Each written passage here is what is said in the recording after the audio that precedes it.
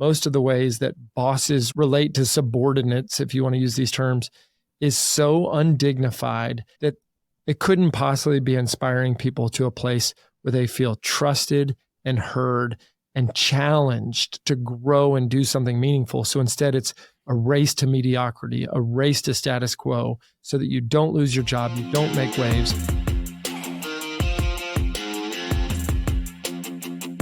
Welcome to the How Leaders Think podcast, the show that transforms you by renewing your mind and giving you new ways to think. I am your host, Kenny Lange, and with me today is Jeff Schiefelbein. He is the managing partner of Undivided Life.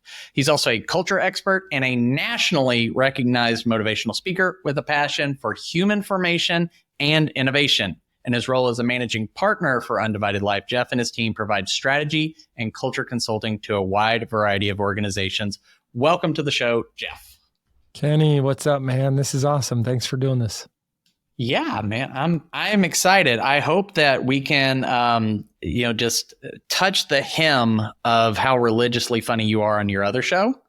There's a deep cut joke in there for somebody, for a certain sliver of the audience. The rest of you are going to have to. Who touched my robe? That's going to be the name of the episode. How Jeff Schiefelbein thinks about who touched my robe. It's a little clickbaity, but I'm okay with it. Yeah, it also feels a little self-righteous. So it's like it needs to immediately be put into some sort of humility bucket of like, please know that I don't make that comparison of myself. I'm gonna put that in the description. It's like one of Jeff's top 3 qualities is humility. Self-reported, of course. Self-reported. Kenny, in my podcast, I'm known for being the definition of humility. How's that for irony?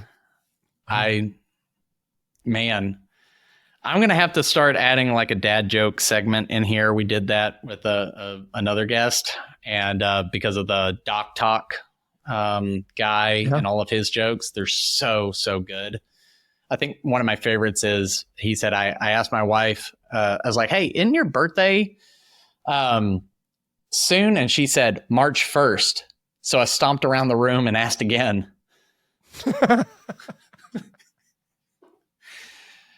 Well, love it. Tell me, Jeff, what is on your mind? You know, I'll tell you what's on my mind is that I have 25 years of doing something that I think is so in line with you, like this whole idea of how leadership, strategy, and culture all collide to be really just life. It's like showing up for our businesses, showing up for our teammates, showing up everywhere we go. And in the last 9 months, I successfully executed an exit from a firm that I had started to launch this new company, Undivided Life.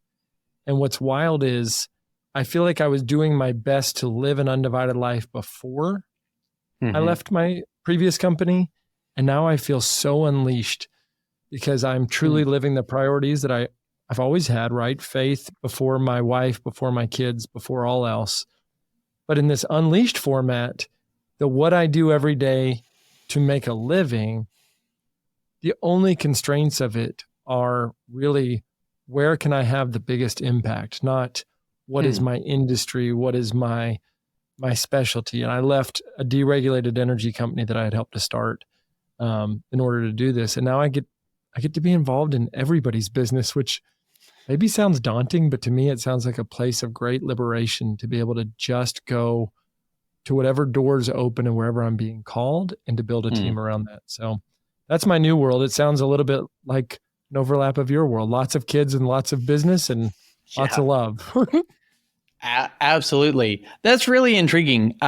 Because I've gotten the chance to hear you speak at Conscious Capitalism. We've had several conversations. I've never gotten the sense that you're a guy who just lets life be dictated to them. Like you strike me as somebody who has, you've really grabbed the agency that you have over your life that I really strive to help people realize, just because once I figured out, I was like, oh, it was sort of like coming out of the Matrix. I was like, oh, I know Kung Fu. But I knew that, I don't have to do this thing that everybody keeps saying that you have to do.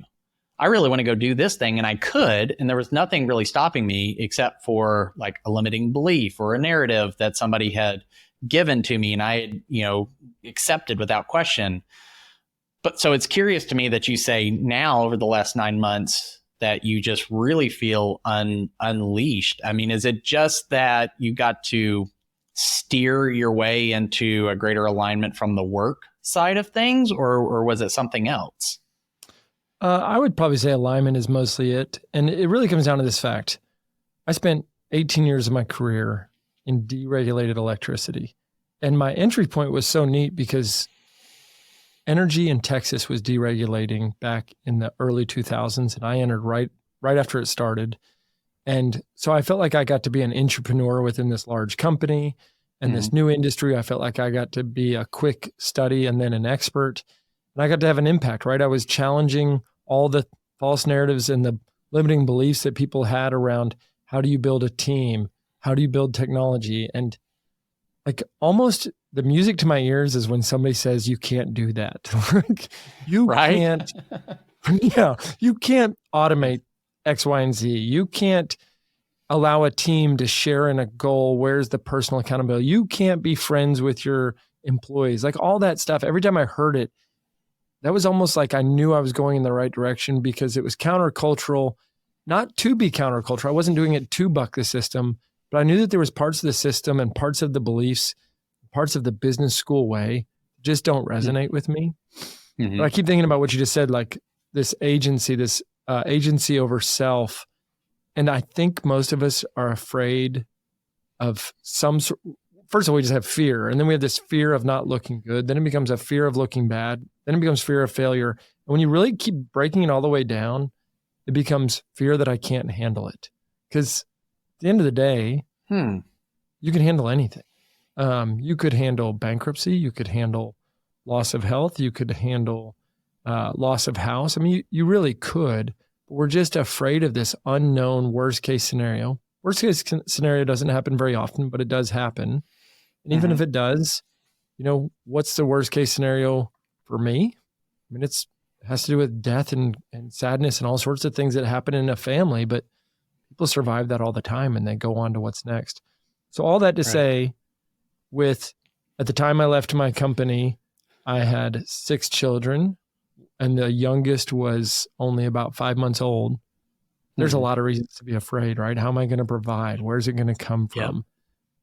But once I can release myself from that fear and trust God and trust that through that agency, I'm going to be able to unleash places of even greater impact, then I'm really not afraid. And so I think that the fear part and then the agency part for me is I actually think I'm going to do more impactful and more important things when I'm not tied back to an industry that I'm really not that vested in anyways. I mean, my whole business over 18 years had been built around electricity. Kenny, I don't really care about electricity. Like some people get really excited about clean energy or innovative products or the impact. I like the people involved, but I wanted to have something that was more of a calling for my life. And then since starting this business, my wife and I found out we're pregnant with number 7. So I have even more reason for the fear bucket. Yes, sir. I saw that. Yes. I have more reason for that fear bucket. But for some reason, I feel more in tune with the agency part and the calling part than I even did 9 months ago. It only continues to propel itself. So I don't mean to talk so vague. It's more like now I get to be involved in anybody's business as a consultant. I get to launch whatever businesses we want to as practitioners of this operating system. So don't just consult people on it. Let's build brands that live it. Let's incubate other people that we know we believe in those founders. We believe in their potential products and they just have no place to go. Let's incubate those folks. And then where we can, we're actually making a whole move to buy existing businesses, especially from baby boomers, and then turn around, put our operating system in place and bless 100% of the employees there with an ownership structure that allows them all to have the upside of a successful turnaround or a successful growth curve without having to chop up the company. So now I went from being involved in energy and then doing all this cool stuff on the side, coaching people and being involved in a lot of nonprofits and helping startups to I still have ownership in the energy company and I still love those people, but I get to be unleashed to do the thing that I was finding so much fulfillment in my daily sidebar, extra work. Yeah, it sounds a lot like you got to take the thing on the side, like, and really bring it into the main focus. It reminds me of something when I sold my first company, the digital marketing agency, and I came on board and I was sharing. I was like, here's some ideas I have. I was asking the owner questions and starting to do a couple of things. And he sent me a message that really struck me, which was, he says, it seems like you're really good at this. You're really passionate about it. But you just needed a bigger team to really get the opportunity to do some of these things. Cause I sold to a larger organization, and that stuck with me. And I was like, yeah, there really is. And much like you, like, web design wasn't like the thing that just got me out of bed in the morning, and like, I loved helping people. I loved that aspect, but really I just loved having the people and the opportunity to build a team, grow leaders, help them realize what they're great at, where they want to go. And that they could have that agency inside of the organization or just for their own life. That's the part that got me out of bed. And now I get to just do that one slice instead of that just being, well, that's a piece when I can find it, I'll revel in it. It'll make the job sweet. But now that gets to be the whole part. And that sounds a lot like what you're getting the opportunity to do now. Yeah. I've always felt like I was looking for all these external ways to stretch my creative legs, to have a bigger impact on the key leaders, the CEOs, the head priest, the whoever. And I kept doing all this stuff on the side. And I felt like I was coming back to a place where I wasn't really capitalizing on my full potential. And to give you two great examples of what happened throughout my discernment and at the end, right? So to exit a company that I was the founder of is a very big deal. I don't take that lightly. I didn't want it to be in any amount of like negativity, but I wanted to do it as a place where I was running towards something new. And so that was a big part of this 2-year discernment I went on after, more than a decade running that company. And I can remember sitting down with my wife a year and a half ago, and I said, hey, I think this is the week that I'm going to sit down with my partners and let them know that I'm starting my exit and that by the end of 2022, I plan to be out. And I said, do you have any problem with that? And she said, the only problem I have is if this wasn't the conclusion you came to, because I watch you and I can see the fulfillment you have when you're going and getting really deeply ingrained in all these other businesses and operations. And I can see how muted it feels when you step back into the organization you started. And a lot of that was not anybody's fault. It was really just a matter of I'd already put my full self into building out that architecture and that strategy. Now it was their chance to go and scale and buy other companies.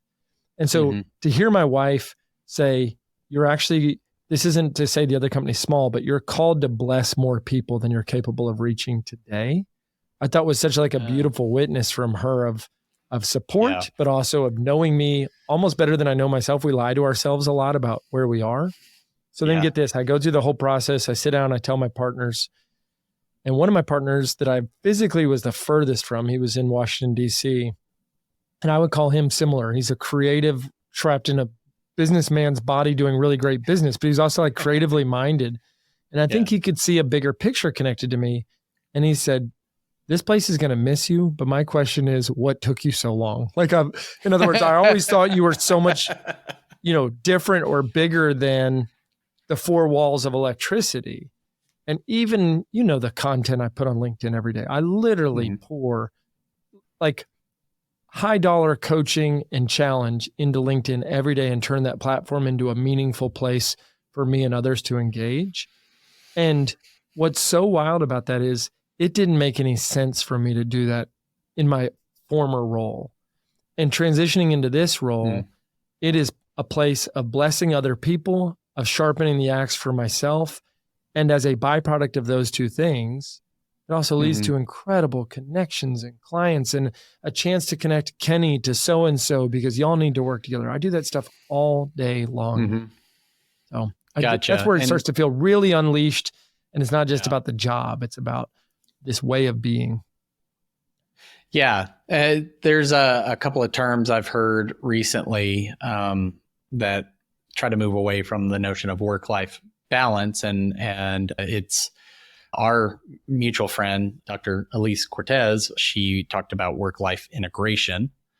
And I've had another person I'm close with use the term work-life harmony, which I thought was a cool term. But it really sounds like you found the place of integration, alignment, of harmony with who you are, what you're doing, and what you want to accomplish. Which, I mean, you can visibly see it. Like that's energizing, just the way that you talk about it and how exciting that is.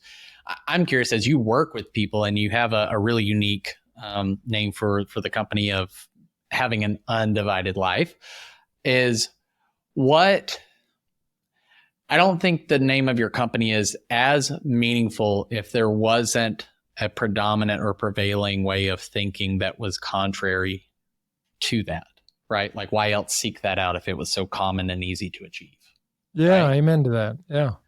So what do you see in people that, and it's not like you're not wagging your finger, I figured it out, I'm smarter, come follow me and I'll, bless you, but really a compassion towards others that aren't living that way. But what's the thinking behind that in your years of experience? Yeah. So think about this. If you're a leader of an organization, ultimately what you want, and I'll take away the humanity of it for a second, what you want is a thriving organization that has top line growth, that is reducing bottom line expenses, that has lower turnover, that has less legal costs and less lawsuits. And you want all these things that are pretty fundamentally, you could say selfish, right? That better earnings, better valuation, better multiples, like all these things are the result of an organization that is like what I just described. But in order to get to that, if you don't start to recognize the humanity of the people around you, you tried to say, well, we're going to put the right things on the wall and we're going to make everybody go through these mandatory courses and we're going to have these special parties, and you still end up having the turnover, the legal issues, the disconnected team, the infighting, the gossip, like having to replace everybody during turnover and a boss that is, unbecoming of an executive. Like all those things happen. And so I always ask people, like, if you were to barrel right down to it, what if I described to you something that I don't think is utopian, but the exact opposite, a place of highly engaged individuals who come together and believe that business is a team sport where they are free to unleash their creativity, they take appropriate risks, they care about each other in a personal way so that if somebody is going through a tough time, the work doesn't slip. That person is just taken care of in their absence, whether that's physical or their emotional and mental absence, and that teammates know how to interchange with one another so that when my time comes and tragedy hits my family, you step up for me. And we're in this kind of sprint together where we're highly aligned, loosely controlled, fully formed adults called to do great work together. Now, all of a sudden, the math that you did before to say this is our growth trajectory and this is how we reduce costs, you get a better version of both sides because your entire team becomes, in their own mind, agents of the organization and teammates and not just subordinates. But to do all of what I just said, you kind of have to break the whole thing apart. You kind of have to realize that most of the ways that we communicate and most of the ways that bosses report or relate to subordinates, if you want to use these terms, is so undignified that it couldn't possibly be inspiring people to a place where they feel trusted and heard and challenged to grow and do something meaningful. So instead, it's a race to mediocrity, a race to status quo, so that you don't lose your job, you don't make waves. And if you get inside of most organizations, Kenny, you know this, people are really miserable in great organizations because their boss is mean, their boss is ungrateful, their boss is selfish. And guess what? Their boss didn't start that way. They got there because they're a product of a system, because they're treated that way by their boss, because that's the only way they can survive to come home and put food on their table every night is by keeping their head down and having that race to mediocrity that you don't care about people. And so we all start to not only believe, but reinforce. It's almost like the hazing in a fraternity. First, it happens to you, and then you become it pretty quickly because that's the survival of being in that group. And so the ship left a long time ago where I believe there's all these great organizations and only a few that are unhealthy. I think there's a few extremely healthy organizations that haven't taken their eye off that ball. They focus on it all the time. And then there's a whole lot of different diseases plaguing these organizations. And if we can make business human again, which doesn't mean, oh, we're going to play foosball and you have the ultimate flex schedule where you don't really have to work more than an hour a day. Like, no way. People want to be challenged. They want to be accountable. They want to have the freedom, all that stuff. But if you can create those kind of organizations, then all of a sudden you have outrageous loyalty. You have people who feel like they can take real risks. And guess what? They end up having better results because those risks are good to take if you feel safe and secure. So what's countercultural? Dang near everything. Yeah.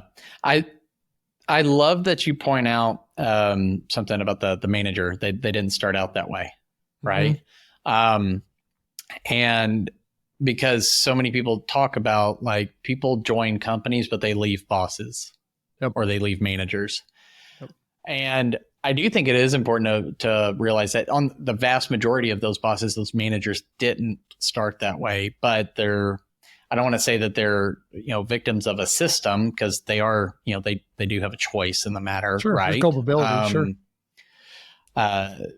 But I forgot the way that the saying goes, but your system is, or your systems are perfectly configured to get the results you've been getting.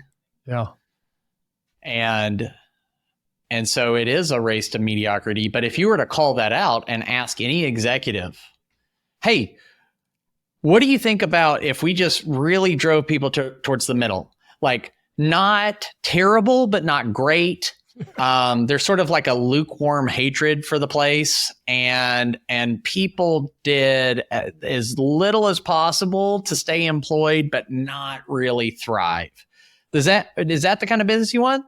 They would laugh you out of the room, but yet that's what ends up happening. And because there's the system that they've designed, that they've crafted intentionally or unintentionally, has created that.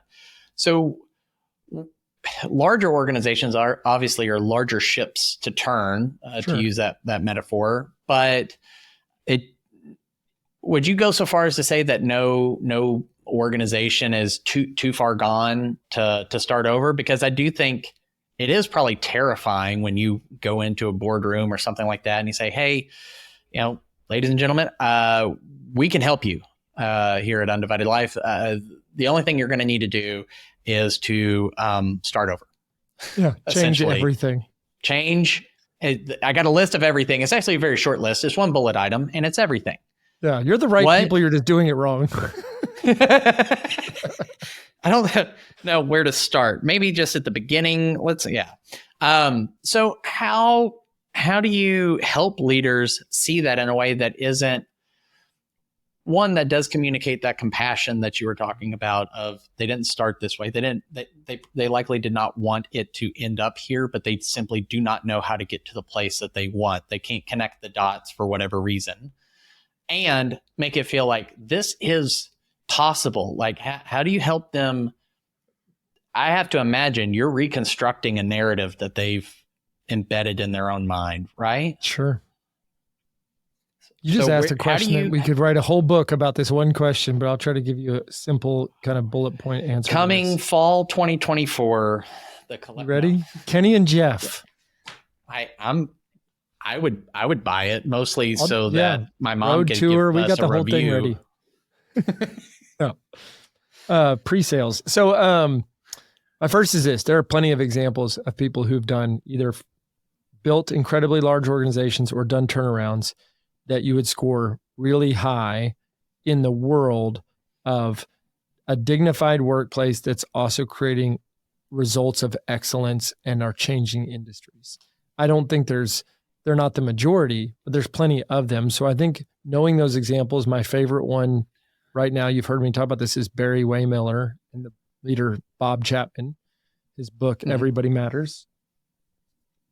This is yes, and those are real books in the background, ladies and gentlemen. Those are real books. That's a real background.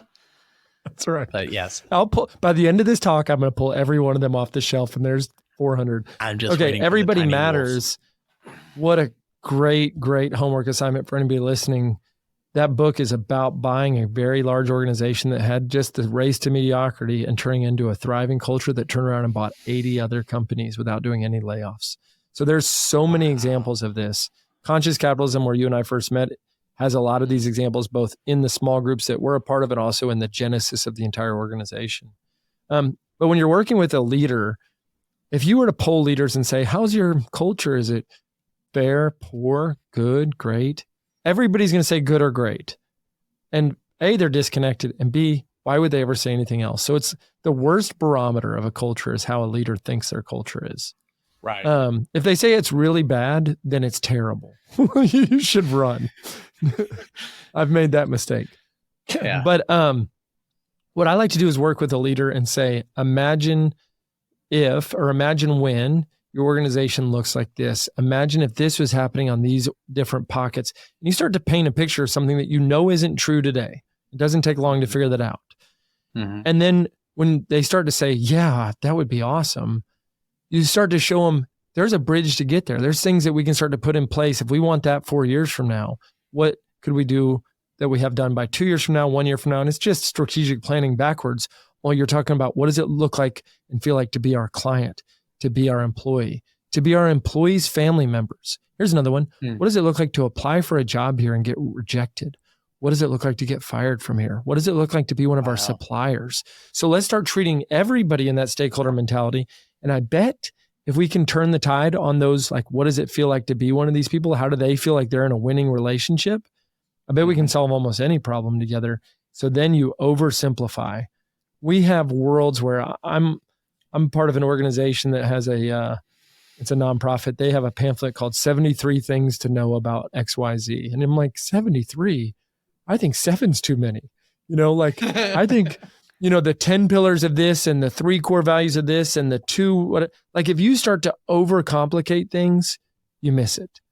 If you come down to every business is a people business and everybody matters, or we're going to focus on communication and relationship building as the pillars to build upon, because guess what?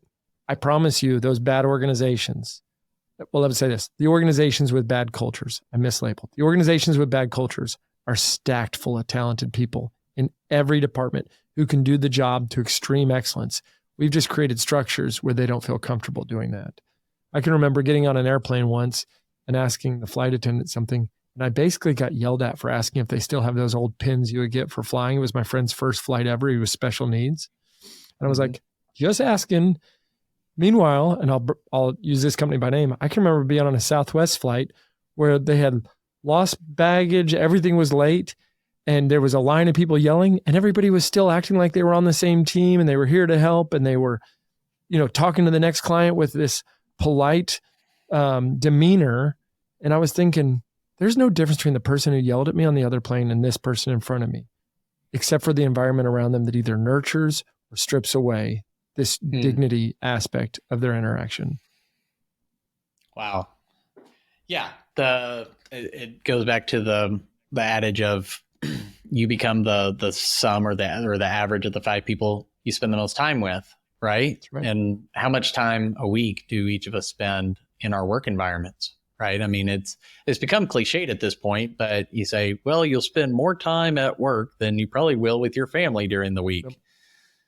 But you have a choice in what atmosphere, and that may feel like a luxury to some people, because I've gotten that. It's like, oh, well, it must be nice. Like you have this education or this experience or something like that to just go and have your pick of the things. It's like, no, like I've had panic attacks. I've just cried at my desk trying to make this happen and figure this out and wondered if I knew my butt from a hole in the ground and all of these different things.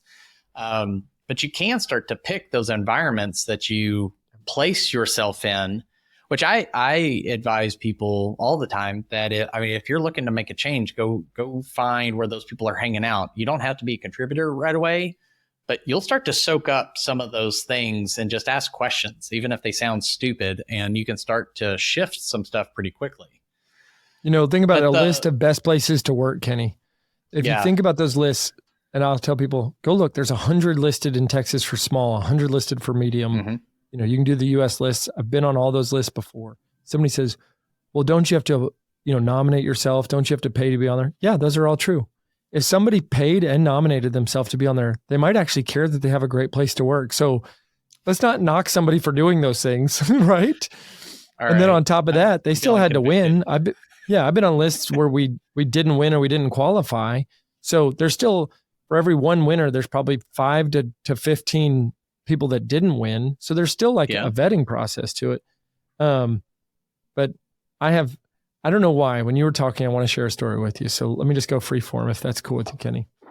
That's what we've been doing. We hired our first employee. Maybe it's because we were talking about Southwest Airlines. He used to be an internal strategist at Southwest. His name is Cody.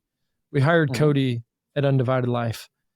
This guy has a Yale undergrad, A&M master's, worked at American, Southwest, Wingstop. Like he's like the all-star optimizer. Okay. He reminded me on day one of when he and I very first started talking about doing business together. And it was at my old company at 5. I posted something one day and it said, open interviews, book 20 minutes on my calendar over these 2 days for any job you want to talk about at our company. And I'll talk to you for 20 minutes about it. And I had maybe 22 people show up to open interviews. They just booked time on my calendar.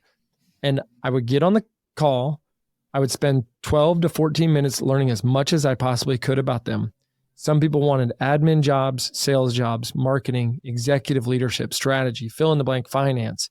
And I'm not saying we had those jobs open. I just wanted to meet these people. And if I knew there was nothing for us to talk about related to my company at the time, I would spend the last 7 to 8 minutes trying to A, coach them on where to go next, B, figure out who I could connect them with, and then C, offer to stay in touch with them. And most people took me up on this. Ended up hiring 4 or 5 people for sales and marketing jobs.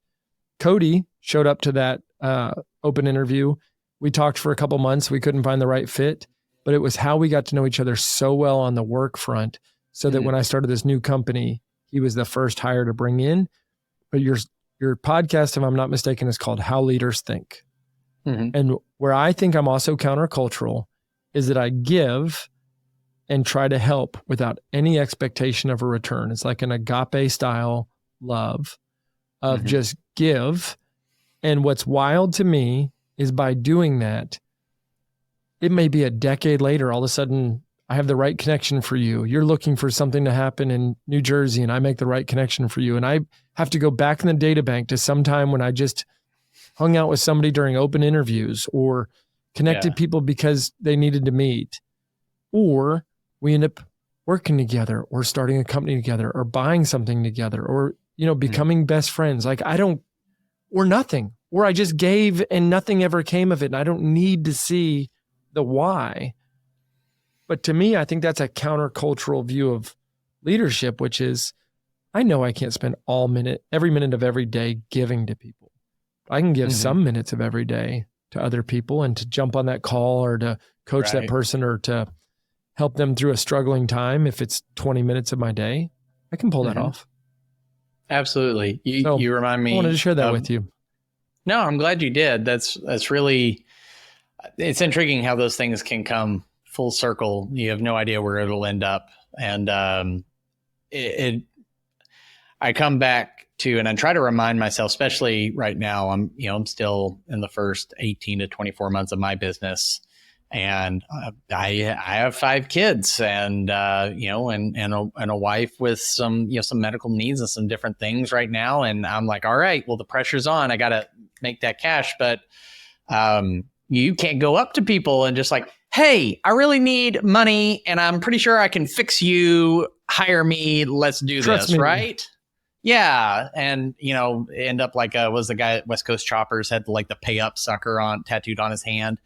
I can't show up that way, but a quote from, it's a pretty famous quote from Zig Ziglar, which is you spend enough time helping other people get what they want, you'll end up with what you want. And I try to remind myself of that, especially I go to a networking event where I'm just talking to somebody that I can't explicitly draw a line between this conversation and some sort of extracted value, either directly for me or for them. And I hate to admit that, but there's sometimes I am in that focused, I'm on the grind mode, and I'm thinking, what's the ROI of this conversation? This person's not going to buy, they're not going to connect, they're not going to do anything. This was a waste of my time, and I wasted my family's time, and I'm letting everybody down, and then I just have to pause and like, okay, well, what does this person need and how could I help them? And this sounds like, if people go, you like Google me, you'll see, is like, that guy's on staff at a church and he thinks like that. Like, yeah, I do, because I'm human. Because church people are human too. That's right. That's a different book for another day. But I think that's one. I really admire that you've taken that approach, and it sounds like with some discipline too. Because I don't think anybody just happens into that, right? Like that takes some willpower. So as leaders are thinking about, I have this culture. Maybe it is in survival mode instead of, I don't think it's a real word, but I like thrival, because you have survival and thrival, but it's surviving, thriving. But they want to go from surviving to thriving. But like you said, you come in and you're trying to paint a better picture. Now, if they could have done that by themselves, they wouldn't need someone like you. They wouldn't need someone like me or other people in our profession that are out there to help. Is this where you see the benefit of, I've seen you operate in these different communities to where there's a helping mentality of, well, I have these gifts, you have those gifts, and we come together and we help one another sort of unlock things because of how we're uniquely wired and designed. Is that a shift that you help leaders make, or you see one where they're trying to do everything themselves, or it has to come from them in order to make a place successful, and that's been a limiting belief? Or is it something else that really blocks them from engaging? I mean, anybody gets in enough pain, they're going to make a change. They're going to spend some money. They're going to do something. But I have seen that as a stumbling block. I'm curious what you've seen. Yeah, I think there's a little bit of all of those components when you start working with a client, which is why my favorite tool to bring is a blank piece of paper, to come in with no assumptions. Even if they've told me they think something is good or bad, or the problem is going to be X, Y, Z, let's find out. Let's do an assessment. There's a few things we can do that are tool-based, but a lot of it is, let's just have a couple conversations so we can find out what we're really working with, what your background view and what your team's view is. The part where somebody thinks I have to solve it myself is one of the most dangerous beliefs for a leader, because not only are you in jeopardy of things only being as good as that person could possibly be at everything, right? Nobody was meant to be all things to all people. And a lot of times a leader, especially if they were a founder leader, believes that that's what they're called to be. I'm supposed to know everything, be everything, approve everything, so on. Not only is that now limiting the company to be only as good as that person and not as good as, the multiplicative effect of many people, it actually becomes the source of degrading and demeaning for employees, because who am I if I don't get to make decisions? Who am I if everything I do has to get a final blessing and you haven't given me any freedom to run? And so when I think about that from a culture standpoint, one of the ways that we can help to advance a culture is to help a leader to take their hands off of every decision and to show in their actions and reinforce in their words a place of trust and a place of, I'm not going to weigh in with my decisions. Because at the end of the day, one of my fundamental beliefs is that work is a place of human formation, that work is what allows us to be refined and formed to be who God called us to be. And if we take away that level of engagement in somebody's work, we're actually taking away their own formation. And I think we're kind of robbing them of their own development. Now, that doesn't mean everybody needs to be executive level. It just means allow these people to do their craft. And so you walk into an organization, it's in survival mode at best. You really can't start saying, oh, we're going to have this whole system, this whole new program. This is what it's going to be like for our coaching architecture.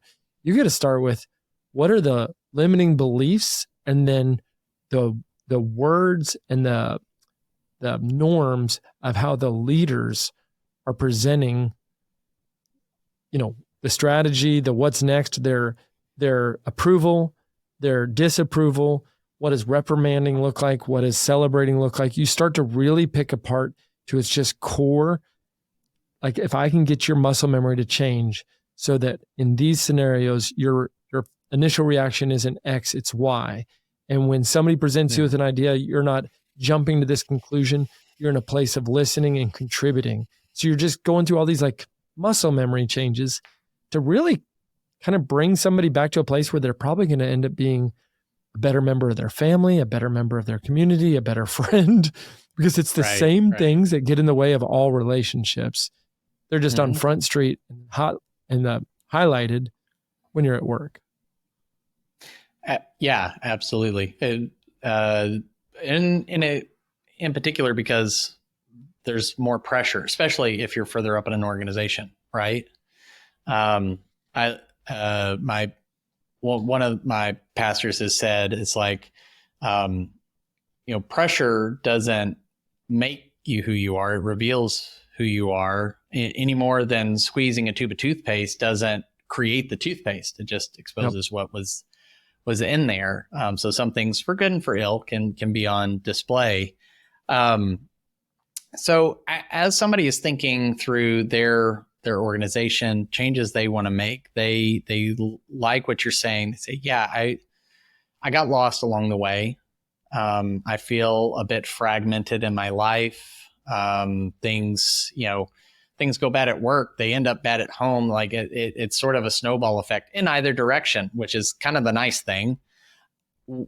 If somebody's wanting to get started, this may all sound great to them, but again, can feel really daunting. Even if their company isn't Fortune 500 on the Inc. 5000 or what have you, maybe they've just got a small team of, 5 to 10 people and they're doing a couple million or whatever. And they're just trying to lead, make a life for their family, but somehow they ended up here and they're not quite sure how.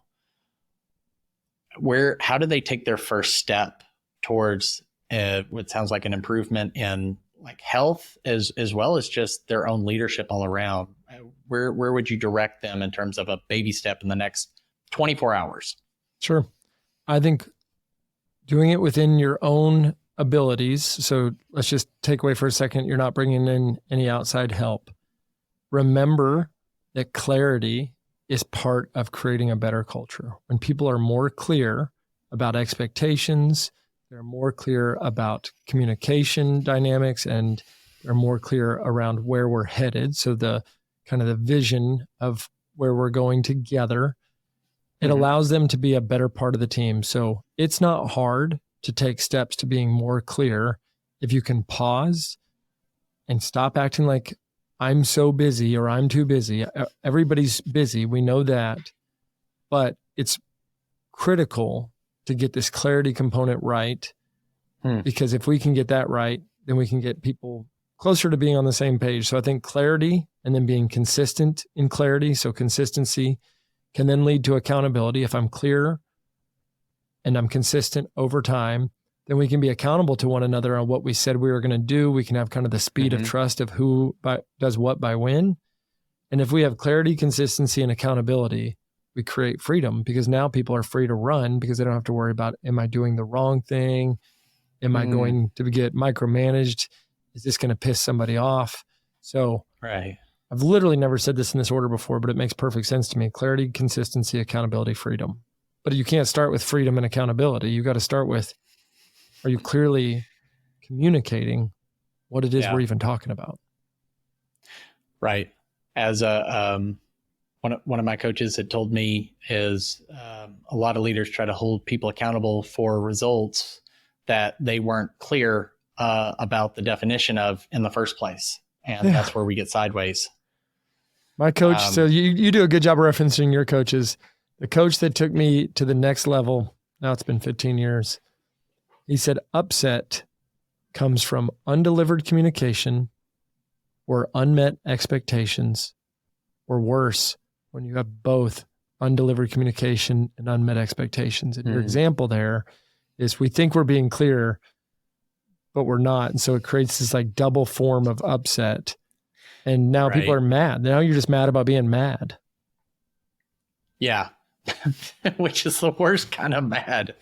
Yeah, try that at home. What are It we goes arguing really well. about? I don't know, but I'm mad about it. Right. I'm pretty sure I'm right too about something. Yeah. I was, more concerned about being right than doing what's right. That's Kenny, a when you great coach one. people, have you ever noticed they'll come back and say, actually, everything you said, I used it at home and my husband now has a better understanding, or my wife thinks this. Like it's like you give them the right tools for communication and they immediately try to, and should, fix home life issues. And then they revert back and finally apply it to the people at work, because it's the same genesis issue, the same root of all these issues in these communication, these fights. Right. I mean, business and leadership would be really easy if it weren't for all these people. Yeah, I know. What's up with that? Yeah. Right. Yeah. So no matter what size you are, a company or organization or team, I mean, it's still people at the end of the day. Well, Jeff, this has been illuminating. Obviously, we've got a lot to talk about, especially about our book next year. It seems like I need to start working on an outline. But if somebody wanted to know more about you, Undivided Life, and your work, where would you direct them?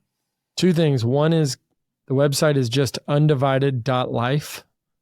So I bought that URL after being on a run one day and I realized that's the name of the company. That's the URL. That's it. So undivided.life. And then I would highly recommend, if somebody likes this type of content, if they want to be challenged daily on things around company culture, leadership, communication, confluence of faith, family, and everything that makes us a whole person, just check out my LinkedIn and follow there or communicate there, because I post every day. Jeff Schiefelbein. There's not many of us in the world. And I'm on LinkedIn now almost more than once a day. I'm having a blast on there. Yes, and we will link that up. And I will say I have it. It's sitting on my desk, so I don't want you to be the only person who busted out a book. Oh, there we This was a go. book that you sent me called Tribal Leadership, and he probably has 17 copies sitting right there. Oh, look at that. We're book Twinkies. So we'll get matching tattoos this weekend. But yes, I highly recommend that book to people. It's been really, really eye-opening. Of course, you had the other book, Everybody Matters. Yep. I literally in my head was thinking about the book Everybody Poops, the children's book. And very similar. I was like, it's similar content, just a little shorter, more pictures. Yeah. Pick more pictures. Here's my other shameless plug. The Beattidudes. I don't know if that's going to focus or not. I have my stickers. So the Beattidudes is a religious, there it is, it focused, a religiously funny podcast. Oh. Twice a week. And it makes, you got your sticker that says just living my undivided life, baby. And the Beattidudes. The Beattidudes can be hard to find though, because it turns out there's a thing called the Beatitudes. It's a little more popular than us. It's from Matthew's gospel, but the Beattidudes, if you type that and put it in comedy or a dash somewhere, you're more likely to find us. But you can go to the beattidudes.com. That's another place. Put a D in there, dudes. And dudes, we'll make sure we'll capitalize it just to make sure nobody gets confused. But it is a very enlightening and hilarious podcast. So I highly recommend it. Well, Jeff, thank you so much for coming on and sharing your wisdom with us. And to everybody else, remember, change the way you think, you'll change the way that you lead. We'll see you next time.